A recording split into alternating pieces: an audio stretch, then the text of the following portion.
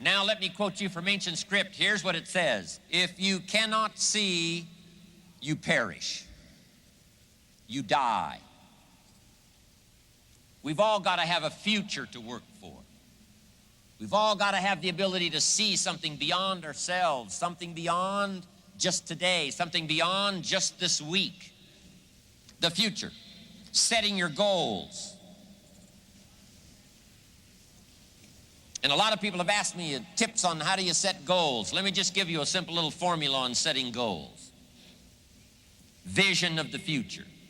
Being able to see beyond today. Here's a little formula for setting goals. Number one, decide what you want. Get together with your wife and decide, what do we want? Get together with your husband and decide, what do we want? Get together with the family. Make some decisions. What do we want? Where do we want to go? What do we want to do? What do we want to have? What do we want to share?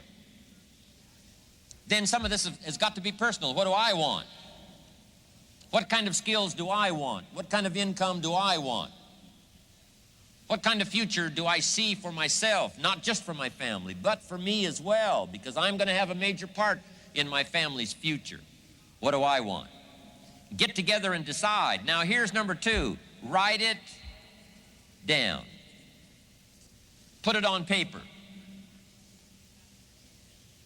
Sometimes you got to take things out of your head, not just operate out of your head. You got to take it out of your head and make a list. Make a list. Do the decision-making process and then just simply make a list. Write it down. Now here's number three. Keep the old lists. Keep the old lists of goals. One of the greatest signs of personal development is looking back on those old lists of goals.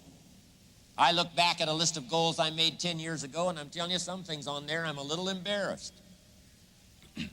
Here's 10 years ago, here's what I thought was so important. Now I'm telling you, it's not that important anymore. I've grown, I've changed, I've matured.